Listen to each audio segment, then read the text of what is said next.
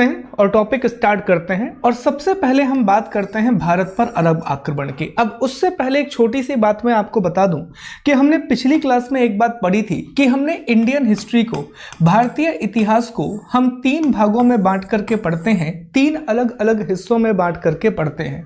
जो पहला इतिहास है उसे हम कहते हैं प्राचीन भारतीय इतिहास, उसे हम कहते हैं एंशिएंट हिस्ट्री। और एंशिएंट हिस्ट्री का टाइम पीरियड आपको पता होगा, अगर हम शुरुआत से बात करें तो लगभग 712 एडी के आसपास तक आते आते एंशिएंट हिस्ट्री का टाइम पीरियड होता है।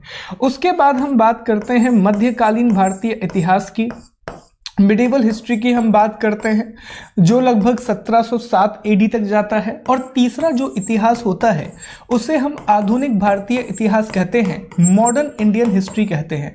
और मॉडर्न इंडियन हिस्ट्री आपको पता ही होगा 1947 तक जाती है। जब हम इतिहास में कभी भी ये विभाजन करते हैं कि ये हिस्सा मध्यकालीन इतिहास का है, ये प्राचीन का है, ये आधुनिक का है, तो इतिहास का विभाजन घटनाओं की विशेषताओं के आधार पर किया जाता है।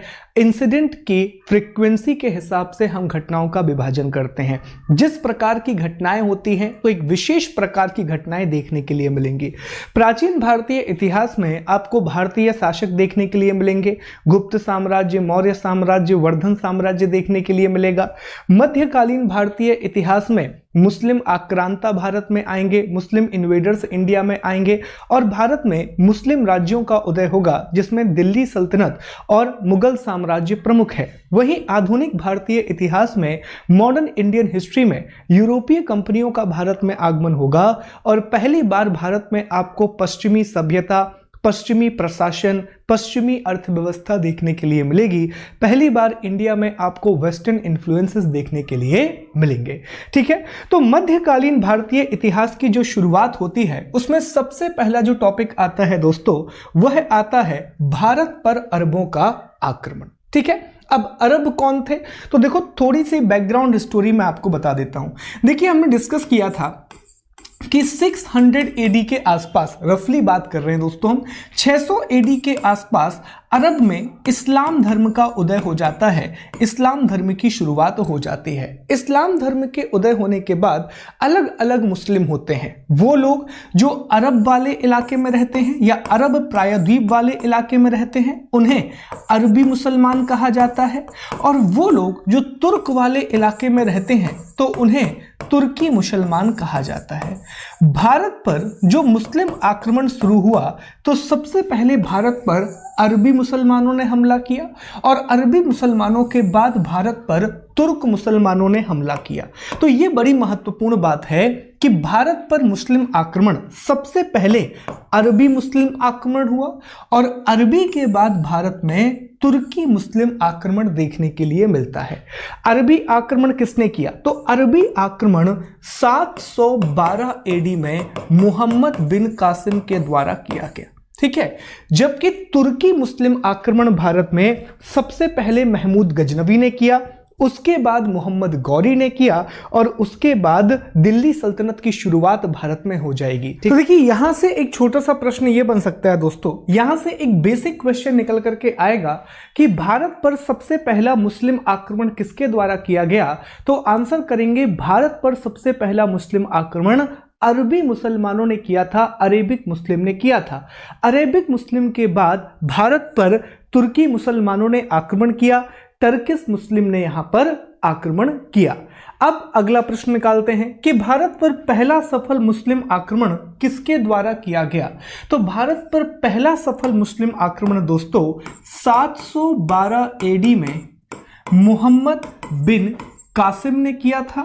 मोहम्मद बिन कासिम एक अरबी मुसलमान था, ही वॉज अ अरबी मुस्लिम, और इसने जो पहला आक्रमण है ये भारत के सिंध वाले इलाके पर किया था। इसके बाद भारत पर प्रमुख आक्रमण, तो प्रमुख आक्रमण की हम बात कर रहे हैं। इसके बाद जो प्रमुख आक्रमण भारत पर होगा वो होगा महमूद गजनवी का। ठीक है, किसका आक्रमण होगा? महमूद गजनवी का आक्रमण होगा, और महमूद गजनवी एक तुर्की मुसलमान था। ठीक है, बीच में सुबुक्तगीन वगैरह भी आएंगे पर वो उतने इंपॉर्टेंट नहीं है। तुर्की मुसलमान था, और महमूद गजनवी के बाद जो अगला आक्रमण होगा वो होगा मोहम्मद गौरी का, मोहम्मद गौरी। और मोहम्मद गौरी भी एक तुर्की मुसलमान था। ठीक है, तो यहां से छोटे छोटे प्रश्न निकल के आएंगे, इन सब का आंसर अब आप कर दोगे। ठीक, चलो तो सबसे पहले हम किसके बारे में बात कर रहे हैं? सबसे पहले हम बात करेंगे भारत पर होने वाले अरब आक्रमण की, इंडिया पर होने वाले अरब इन्वेजन को दोस्तों हम डिस्कस करने जा रहे हैं। तो भारत पर अरब आक्रमण किसने किया? तो मोहम्मद बिन कासिम के द्वारा भारत पर अरब आक्रमण की शुरुआत होगी। ठीक है, भारत पर मोहम्मद बिन कासिम ने अरब आक्रमण की शुरुआत की। ठीक है, 712 एडी में भारत पर प्रथम मुस्लिम आक्रमण अरबी मुसलमान के द्वारा किया गया और सिंध के राजा दाहिर के साथ रेवार का युद्ध लड़ा गया।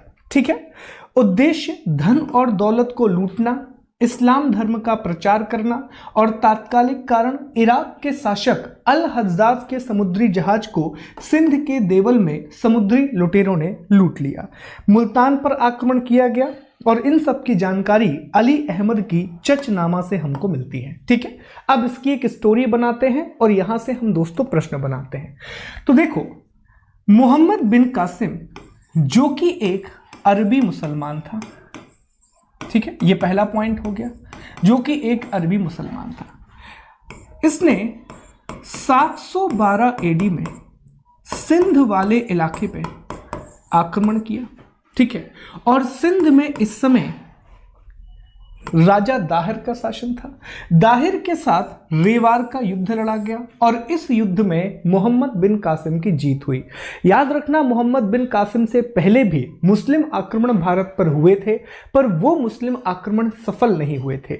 जो आक्रमण मोहम्मद बिन कासिम ने किया वो भारत पर होने वाला पहला सफल आक्रमण था।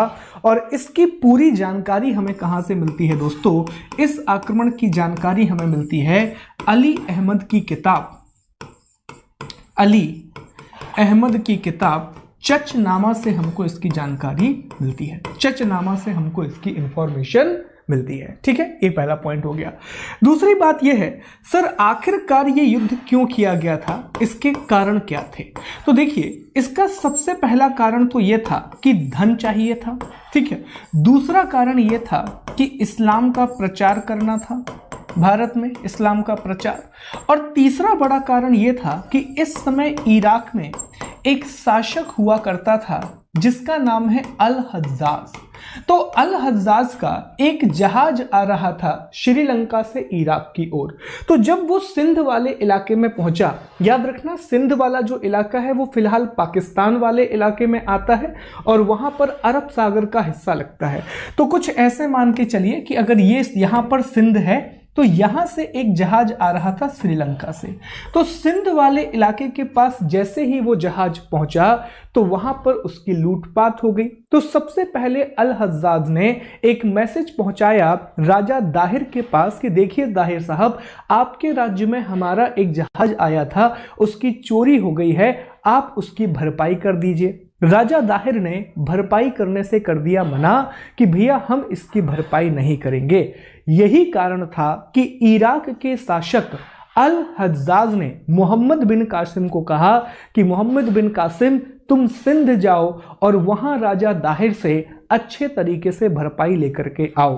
तो 712 एडी में मोहम्मद बिन कासिम अरब से सिंध आता है और जब वो सिंध आता है तो राजा दाहिर के साथ रेवार का युद्ध होता है।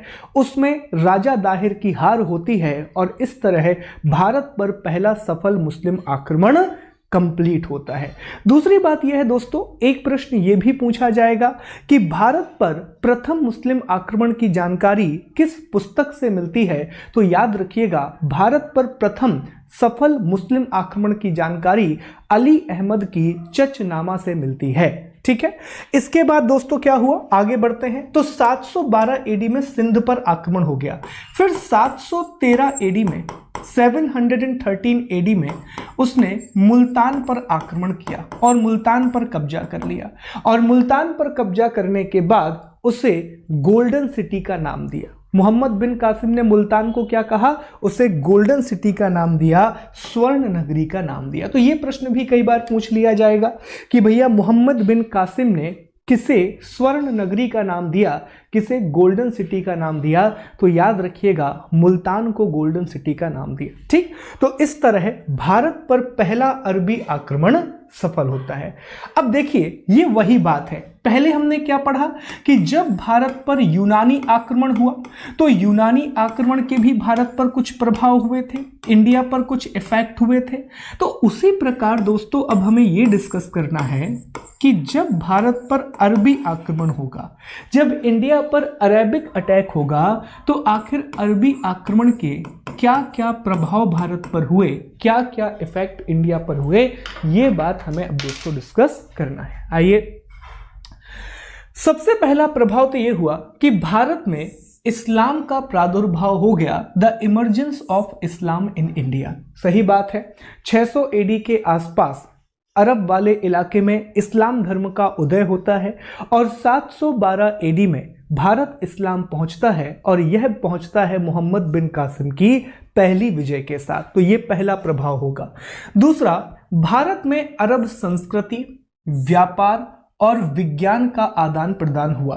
फिर वही बात है दोस्तों जो हमने पहले भी पढ़ी है कि जब दो देशों के बीच में या तो व्यापार होता है या फिर एक देश दूसरे देश पर आक्रमण कर देता है, तो जब भी ऐसा होता है तो दोनों के बीच में निश्चित तौर पर कल्चरल एक्सचेंजेस होते हैं, सांस्कृतिक आदान प्रदान होते हैं। कुछ बातें हम यहाँ सीख करके जाते हैं, कुछ यहाँ के लोग वहाँ सीख करके जाते हैं। तो ये सबसे बड़ा प्रभाव रहेगा कि अरबी संस्कृति भारतीय लोग सीखेंगे और अरबी लोग भारतीय संस्कृति को सीखने वाले हैं। अगला पॉइंट देखते हैं, ऊंट पालन की प्रथा। जो भारत में आज ऊंट पालन की प्रथा है, कैमल फार्मिंग की जो प्रैक्टिस है, वो अरब से आई है। सऊदी अरब के लोग बहुत पहले से ऊंट का पालन कर रहे हैं। उसका एक जेन्युइन रीजन भी है और रीजन आप और हम दोनों जानते हैं कि वो रेगिस्तान वाला इलाका है। भारत में ऊंट का उपयोग पहले किया जा रहा था, लेकिन भारत में ऊंट पालने की प्रथा नहीं थी। लेकिन जब अरबी आक्रमण भारत पर हुआ तो ऊंट पालन की प्रथा भी भारत में शुरू हो जाती है। अगला, खजूर की खेती। देखिए ये प्रश्न पूछे जाते हैं इसलिए इंपॉर्टेंट है। खजूर की खेती, डेट फार्मिंग अगला इंपॉर्टेंट प्रैक्टिस होगा। आप जानते हैं कि आज भी सबसे अच्छे जो खजूर हमको मिलते हैं वो मिडिल ईस्ट साइड मिलते हैं, अरब वाले इलाके में मिलते हैं। तो जब अरबी आक्रमण भारत में हुआ तो उसी के साथ भारत में खजूर की खेती भी दोस्तों प्रारंभ हो जाती है। दिरहम नाम की मुद्रा भारत में शुरू होगी। जब मोहम्मद बिन कासिम का अटैक भारत पर हुआ तो उसने यहाँ पर एक प्रकार का प्रशासन भी स्थापित किया, एक प्रकार का एडमिनिस्ट्रेशन भी एस्टेब्लिश किया और यहाँ पर दिरहम नाम की मुद्राओं की शुरुआत कर दी। तो जो दिरहम शब्द है वो यहाँ पर आएगा। दीनार हम पहले पढ़ चुके हैं दोस्तों, दीनार तो हमने गुप्त काल में पढ़ लिया कि वहां पर जो स्वर्ण मुद्राएं थी उनको दीनार कह रहे थे। लेकिन जो दिरहम शब्द है वो भारत पर अरब आक्रमण के बाद देखने के लिए मिलेगा। अगला जो बहुत इंपॉर्टेंट है, यहां से सवाल बनता है अक्सर, ये बहुत ज्यादा इंपॉर्टेंट है कि भारत में जजिया नाम के कर की शुरुआत होती है। This is the most important part. अब देखिए, जजिया के बारे में आपने पहले भी पढ़ा होगा। जजिया कहा जाता है एक ऐसा कर है जो कि गैर मुस्लिम लोगों से लिया जाता था। ठीक है, गैर मुस्लिम लोगों से लिया जाने वाला कर है। और आज की ही क्लास में, कल की क्लास में जब हम फिरोज शाह तुगलक के बारे में पढ़ेंगे तो वहां भी हम जजिया का जिक्र कर रहे होंगे। तो जजिया एक ऐसा कर था जो कि गैर मुसलमानों से लिया जाता था और जजिया कर पहली बार जो भारत में लगा रहा है दोस्तों, उसका नाम है मोहम्मद बिन कासिम। बहुत महत्वपूर्ण प्रश्न यहां से बनता है। तो अगर प्रश्न पूछा जाए कि भारत में जजिया कर की शुरुआत किसने की, हु स्टार्टेड जजिया टैक्सेशन इन इंडिया, तो आंसर कीजिएगा मोहम्मद बिन कासिम के द्वारा जजिया कर की शुरुआत की गई थी। आगे बढ़ते हैं। ठीक है, अब जैसा कि मैंने आपको बताया कि जब भारत और अरब के लोग मिलेंगे तो ज्ञान और विज्ञान का भी आदान प्रदान होगा, साइंटिफिक एक्सचेंज भी होगा। तो जब अरब के लोग भारत आए तो भारत से दोस्तों उन्होंने एक बहुत महत्वपूर्ण प्रणाली सीखी जिसे कहा जाता है दशमलव प्रणाली, जिसे कहा जाता है डेसिमल सिस्टम। तो अरब के लोगों ने भारत से दशमलव प्रणाली सीखी, डेसिमल सिस्टम को सीखा। देखिए, उसके बाद अरब से ये ज्ञान अबेलार्ड नाम का एक व्यक्ति यूरोप में ले गया। तो यूरोप में जो डेसिमल सिस्टम शुरू हुआ वो कैसे यूरोप पहुंचा? तो देखिए, भारत से दोस्तों, भारत में आप जानते हैं आर्यभट्ट के समय दशमलव प्रणाली की शुरुआत हुई थी, डेसिमल सिस्टम शुरू हुआ था। भारत से यह प्रणाली सऊदी अरब वाले इलाके में पहुंचती है और अरब से आपको याद रखना है कि यह पूरा का पूरा सिस्टम यूरोप पहुंचता है। तो भारत, अरब और यूरोप। तो देखिए, यहां से भी प्रश्न बन सकता है कि दशमलव प्रणाली अरब के लोगों ने कहां से सीखी? तो याद रखेंगे, भारत से उन्होंने दशमलव प्रणाली सीखी। तो अगला सवाल यह पैदा होता है, सर क्या हमने कुछ नहीं सीखा उनसे? क्या सिर्फ वो लोग हमसे दशमलव प्रणाली सीख के गए? नहीं, हमने दो बातें सीखी। सबसे पहली चीज तो मानसून शब्द, जो कि आज भारत की जलवायु को परिभाषित करता है, इंडिया के क्लाइमेट को डिफाइन करता है।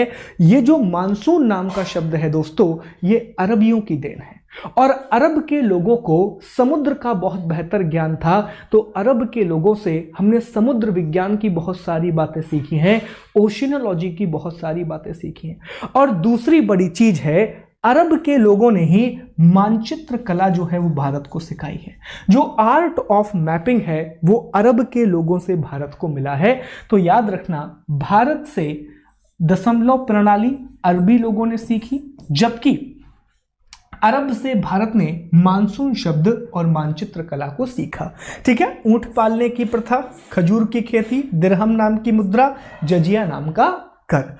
आगे बढ़ते हैं, साहित्य की बात करते हैं, लिटरेचर की बात करते हैं। अब लिटरेचर में कहानी कुछ अलग प्रकार की है। देखिए, जब हम दिल्ली सल्तनत को पढ़ते हैं या फिर हम मुगल साम्राज्य को पढ़ते हैं, सभी में हम एक बात कॉमन देखते हैं, और वो कॉमन बात ये है मेरे दोस्त कि बहुत सारी भारतीय किताबों का अरबी भाषाओं में, जिसमें फारसी भी है, जिसमें तुर्की भाषा भी है, फारसी और तुर्की भाषाओं में अनुवाद किया गया है। तो जब अरब के लोगों ने भारत पर आक्रमण किया तो भारतीय किताबों का अनुवाद प्रारंभ हो गया, इंडियन बुक का ट्रांसलेशन शुरू हो गया। कुछ प्रमुख किताबें जो दोस्तों आती हैं, उसमें एक है आर्यभट्ट का सूर्य सिद्धांत, दूसरी किताब है चरक संहिता, कल पढ़ा था हमने कुषाण के समय, तीसरी किताब है सुश्रुत संहिता, सुश्रुत के बारे में पढ़ा था हमने गुप्त काल में, चौथी किताब है पंचतंत्र, पांचवी किताब है ब्रह्मा सिद्धांत और खंडन खाद्य। इन सभी का अरबी भाषा में अनुवाद किया जाएगा, अलग अलग लैंग्वेजेस में ट्रांसलेशन किया जाएगा, और इसके बाद भी किताबों का लगातार अनुवाद चलता रहेगा। ठीक है, तो प्लीज ये बातें याद रखना। यहां से महत्वपूर्ण प्रश्न बनेंगे। जजिया नाम का कर भारत में मोहम्मद बिन तुगलक के द्वारा लगाया गया। ठीक है, मानसून शब्द की उत्पत्ति अरब से हुई है, ऊंट पालने की प्रथा, खजूर की खेती और दिरहम नाम की जो मुद्रा है वो अरबी प्रभाव से भारत में आई है।